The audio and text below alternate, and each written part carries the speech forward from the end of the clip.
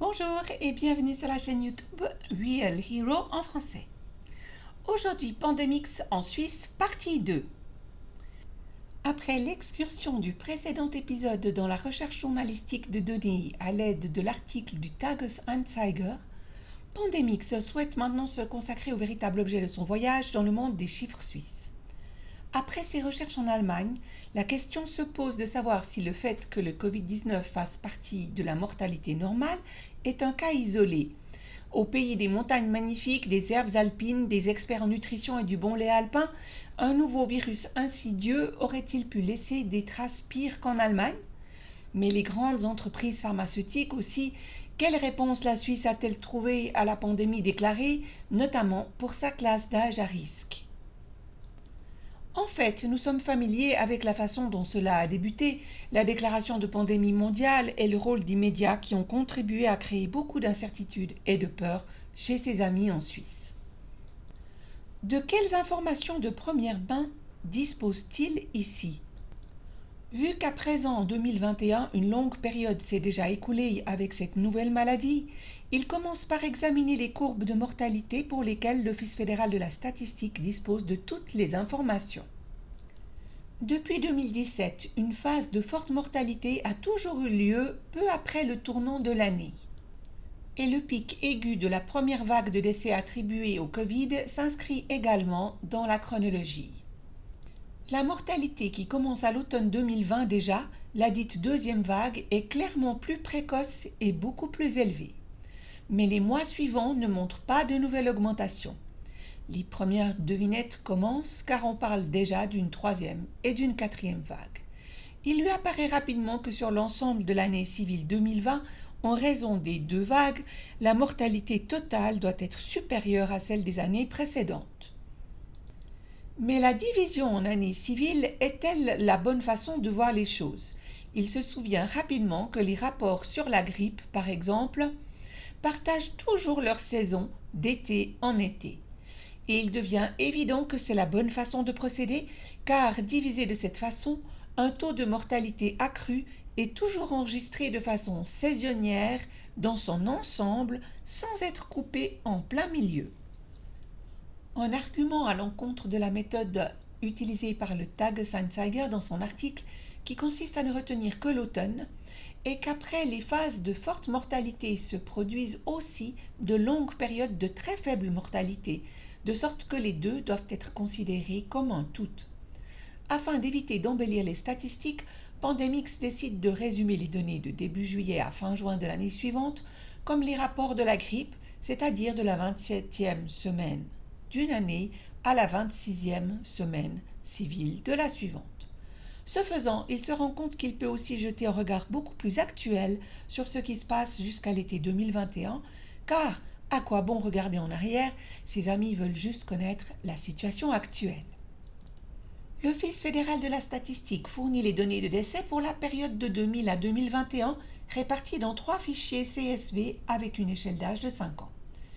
Afin de pouvoir établir une prévision pour les 2 années de pandémie en utilisant la méthode de la comparaison saisonnière, les données des 52 semaines civiles de l'été 2018 à l'été 2019 sont compilées pour toutes les classes d'âge.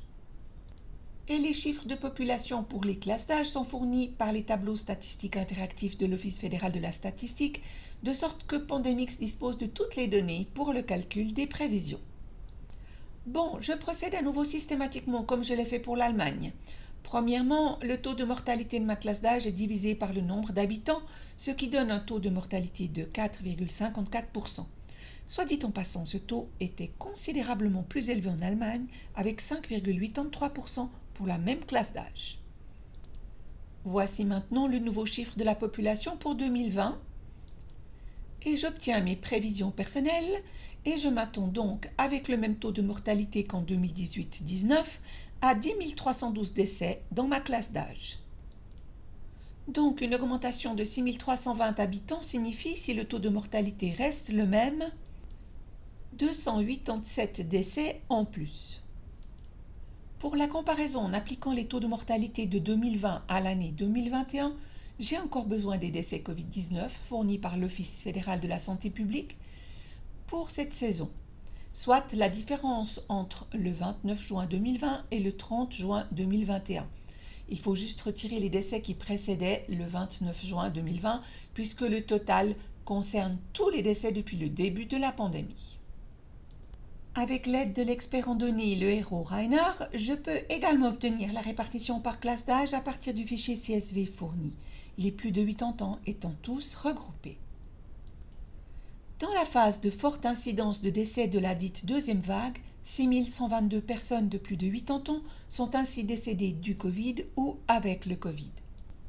Avec les chiffres de la mortalité saisonnière 2020-21, je peux maintenant comparer la valeur prévue avec le nombre réel de décès dans ma classe d'âge, 11 266, et le résultat est une augmentation de 954 décès. Le taux de mortalité a augmenté de 0,42% pour atteindre 4,96%, mais reste très inférieur au chiffre allemand comparable pour 2018. Ce chiffre rend parfaitement compte de toute la période de la deuxième vague, mais dans un contexte saisonnier global qui comprend la compensation de la sous-mortalité ultérieure. Si je divise les 6122 décès de Covid par le pourcentage de décès dans les classes d'âge supérieures, cela donne environ 1500 pour ma classe d'âge de 80 à 84 ans, ce qui, comme en Allemagne, est bien supérieur à la différence de 954 par rapport à la valeur prévue et pourrait indiquer des dommages collatéraux. Une fois la deuxième vague enregistrée ici, j'ai effectué la comparaison saisonnière avec la première vague qui se situe dans la saison 2019-2020 pour comparaison. Ici, il y a effectivement une diminution de 166 décès pour la classe d'âge par rapport à la valeur prévue, ce qui peut concéder un peu moins de 300 décès Covid, mais aucun décès supplémentaire. Comparer toutes les années individuellement est trop fastidieux pour moi, donc je combine la saison 2020-21 et les 10 dernières années en un seul tableau. Sur la base du taux de mortalité saisonnier de l'année concernée, la valeur prévue est calculée dans la 5e colonne.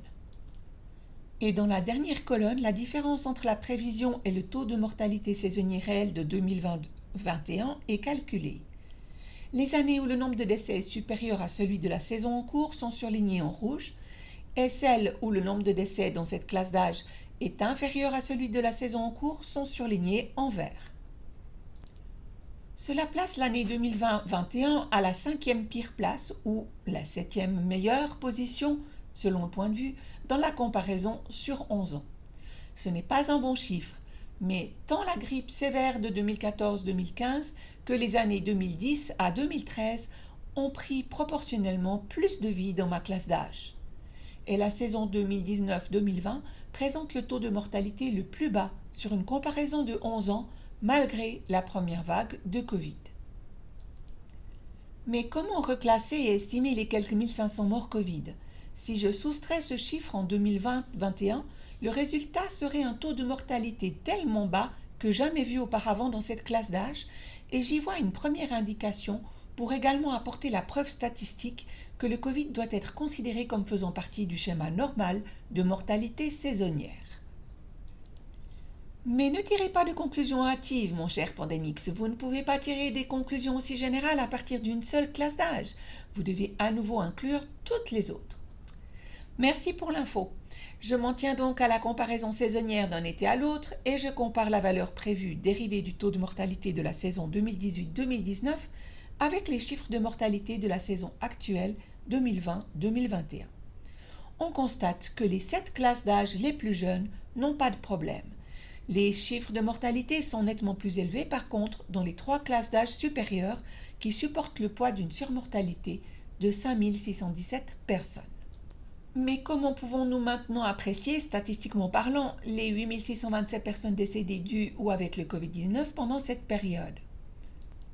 Logiquement, les autres causes de décès auraient dû diminuer de 3010. Pandemix, il faut réessayer. Prenez la méchante saison de grippe 2014-2015 à titre de comparaison. Je vois une image similaire à partir des couleurs tout à droite, mais la surmortalité marquée en rouge au-dessus de la valeur prévue n'est que de 316 décès au total dans les 3 classes d'âge supérieures. Ce qui conduit à une diminution de 1244 décès au total en raison d'une sous-mortalité importante dans les autres classes d'âge.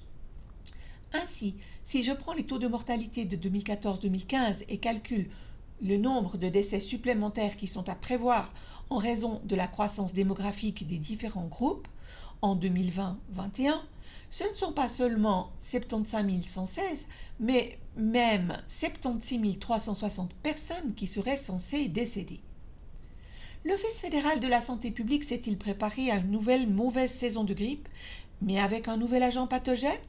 Entre 2010 et 2013, y avait-il aussi des problèmes d'approvisionnement en lits de soins intensifs et de mesures d'hygiène dans les hôpitaux? Les médias étaient-ils aussi alarmistes? Et comment allons-nous expliquer ces décès Covid puisqu'ils ne peuvent pas être morts en plus? Si le nombre attendu de décès est plus élevé que le nombre réel, alors les autres causes de décès doivent avoir diminué de 9 871. Cher Pandemix, le point de vue du statisticien est ici clair. Car j'ai maintenant aussi une vue d'ensemble de toute la période de 2010 à aujourd'hui. La prévision basée sur les taux de mortalité de cette saison est même pour 4 années plus élevée que le taux de mortalité de 2020-2021.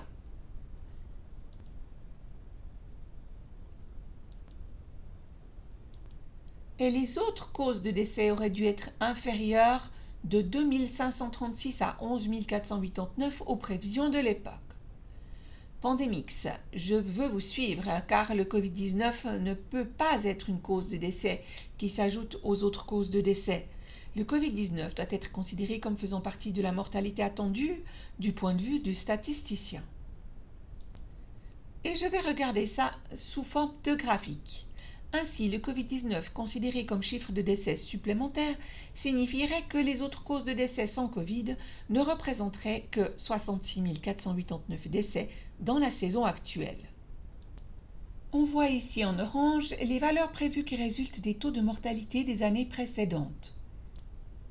La ligne turquoise montre déjà que 4 valeurs sont supérieures au total pour 2020-21. Les valeurs négatives sous la ligne 0 montrent de combien les autres causes de décès auraient dû diminuer pour expliquer la surmortalité au-dessus de la ligne turquoise. Pandemix nous a préparé un nouveau résumé. Résultat, le Covid-19 est une nouvelle maladie au nouveau nom, un nouveau pathogène aux symptômes semblables à ceux de la grippe. Sans le Covid-19, la prévision est à 4 occasions plus élevée que le nombre réel de décès de la saison 2020-21. Si le Covid-19 était en plus, les pertes collatérales auraient été comprises entre 2 536 et 11 489. Pandemix est heureux de pouvoir finalement envoyer de bonnes nouvelles à ses amis suisses. Profitez à nouveau de la beauté des montagnes et retrouvez le fameux calme et la sérénité suisse. Car un nouveau nom et un nouveau pathogène ne peuvent pas faire peur si les décès qu'ils provoquent sont exactement tels que prévus d'après les résultats des années précédentes. Ce n'est pas seulement l'Office fédéral de la santé publique et les autorités sanitaires qui devraient s'inquiéter du nombre élevé des dommages collatéraux avec lesquels les autres causes de décès dépassent le Covid-19, mais tous ceux qui travaillent dans le système de santé. Le cri d'alarme des cardiologues suisses ne doit pas rester lettre morte. Les soins et le traitement des autres maladies mortelles, la santé mentale et le système immunitaire de tous les Suisses sont criminellement négligés par des mesures irréfléchies et excessives. Et la santé publique n'est pas protégée, mais mise en danger. Pandemix a donc souhaité se retirer à nouveau et compiler ses réflexions et ses résultats en cette vidéo qu'il souhaite envoyer à ses amis suisses et à toutes les personnes intéressées dans le monde. Si vous avez apprécié cette vidéo, Pandemix veut savoir, mettez un like, abonnez-vous à la chaîne et téléchargez le matériel de cette vidéo sur la chaîne Telegram. En vous remerciant de votre intérêt et de votre attention, je vous dis au revoir et à très bientôt.